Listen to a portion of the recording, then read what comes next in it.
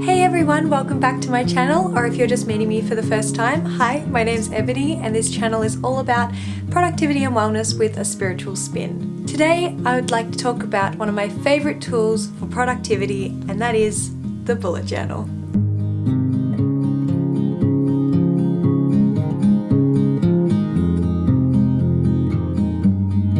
If you've never heard of bullet journaling before, let's start with a quick rundown of what it is. The way I see it, the bullet journal is a yearly journal or diary that you create yourself. The beauty of the bullet journal is that it is made to fit around what is most important to you. You can write as much or as little as you want. You can make it scrapbook style with photos. You can plan your goals or keep track of your habits, or you can just use it to keep up with events and things you need to do. There are endless ways to create your bullet journal. It can be as detailed and artistic as you like, or you can keep it simple and minimalist. It's totally up to you.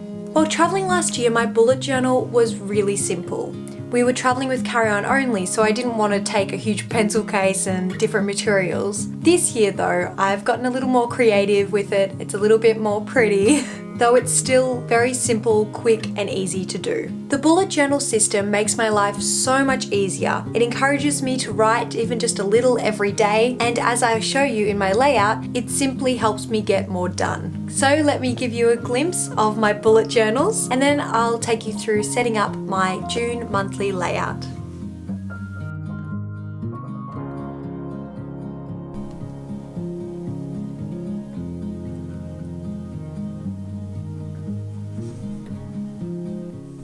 Okay, so let's get started on the monthly layout of June. Here's everything I've been using in this bullet journal this year. I've got a gold gel pen, this guy here, definitely obsessed with gold. Simple fine liner, just your average fine liner, my go-to. And I've also got this one here that is a 0.8 fine liner. It's just a bit thicker than your regular fine liner. I use that at times as well. I also went ahead and already stamped the month onto some nice gold, slightly shiny gold paper. So I've done this every month so far. So I did them in advance so that I don't have to do it all the time every month. So that's a good trick. If you do want to do something like this, then you've got it ready to go. And all I have to do is add double-sided tape to the back of it and stick it in when I'm ready for it. So that's good to go already.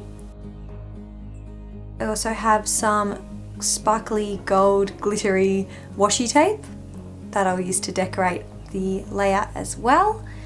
And last but not least, just to show you what I use in terms of stamping, there's just a basic black stamp ink pad and the clear block that you put the stamps on. And I'll show you as well my stamps. I just have these simple stamps. They're from Spotlight, I believe. If I can find the link to them, I'll link that down below as well. So that's what I use to do these stamps here. Anything I can link will be linked down below, but feel free to ask away as well. Alrighty, let's get started with the monthly layout of June. So first I just want to see how much washi tape do I need around on the sides of the month there. So I don't want to use more than I have to for this. Forgot to say, you'll also need some scissors. Of course.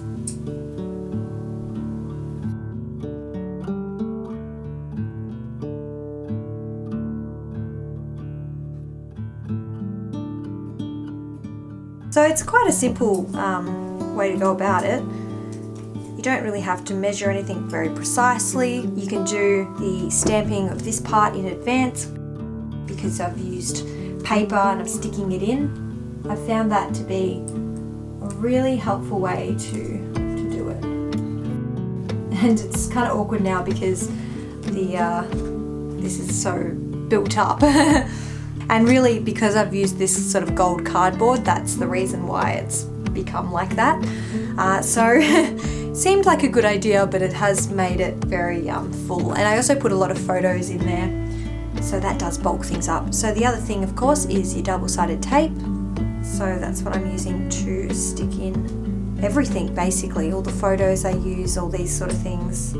It's all just simple double-sided tape.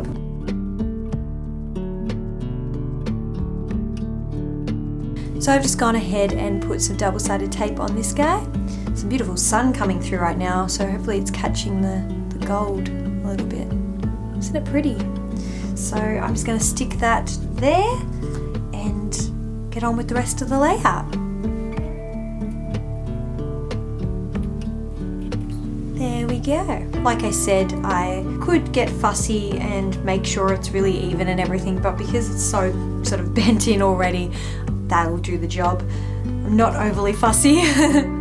So now we have to just put the dates down the side, so I'll just quickly do that. So now that's done. So I've just got the dates written down the side like that. So I just have one line per day. That's generally how I do it. Keeps it nice and simple and easy. Now I get my gold gel pen and write the first letter of the day. So there you go, that is the basics of a monthly layout. So you can, get more creative than that, but I find just keeping it really simple and easy makes it so quick. And I don't want to be spending heaps of time, on it every month. So then what I do is actually just get a small ruler and I draw a line at the end of each week just to differentiate week by week. Not absolutely necessary, but it does make it a little bit easier to read. And then I go ahead on this side of the page and write in my habits that I like to track. So I didn't do this while traveling last year or anything. I've just started doing that this year, but I found that it's really helpful in keeping me motivated and holding myself accountable to doing certain things every day that I want to do. So I'll just go ahead and do that and I'll show you in a second.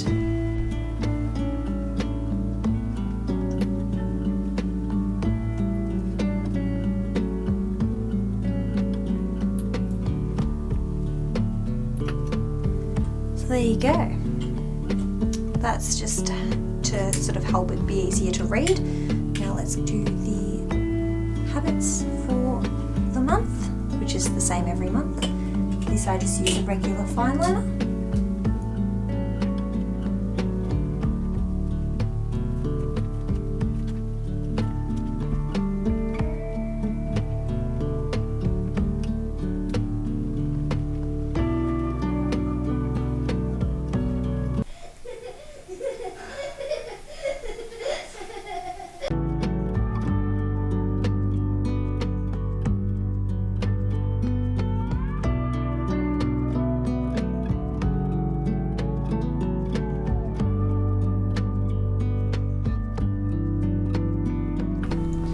So those are the trackers I like to use.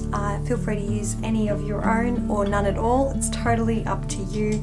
That's the beauty of bullet journaling. And then what I do is tick them off each day as I do them. So it helps me keep track of different things, essentially. I can talk more about this in another video. If you have any questions, please let me know down below as well. Happy to answer. And as you'll see on my full blog post on bullet journaling as well, there's a bit more information. I go a bit more in depth on that. As for this space that's left behind here, I just fill it with photos usually, or quotes, or monthly goals, or things I have to get done in the month. It's very much a free space that I can do whatever I want with, which is kind of nice because it gives me that little bit of flexibility. Also, can't forget that this is my birthday month, so naturally I have to write in my birthday. Yay, birthday! So just to give you an idea as well what I write in each day, it just depends. If it's an event like my birthday, obviously I'm going to write that in advance. But generally speaking, I will just, at the end of each week, reflect on the week and just write one thing for each day. Some days it's not much, and other days it's, it's a busy day, so I try to cram in as much as I can into that one line. So it varies. So that is how I do a monthly layout in my bullet journal. So next time I can take you through a weekly spread as well, give you ideas on that. And there's a lot more information on my blog post that'll be linked down below as well. So check that out if you want to learn more. So yeah, it's totally up to you how you want to do it. It's totally versatile and can be as simple or as decorative as you like. So just have fun with it. That's the main thing. And you'll find it'll help you be as productive as you can possibly be. So I hope that gave you an idea of where to start if you're feeling a tad overwhelmed by the idea of bullet journaling. I also want to say, don't feel as though you have to wait until the start of a new year to begin bullet journaling. You can start any old time. And as you can see, this one is almost full and we're only halfway through the year, so I'll be starting a new one in the middle of the year as well. Another tip I have for you today is to start with whatever notebook you have. The dotted page, oh, I'm sorry Daisy, I woke the cat.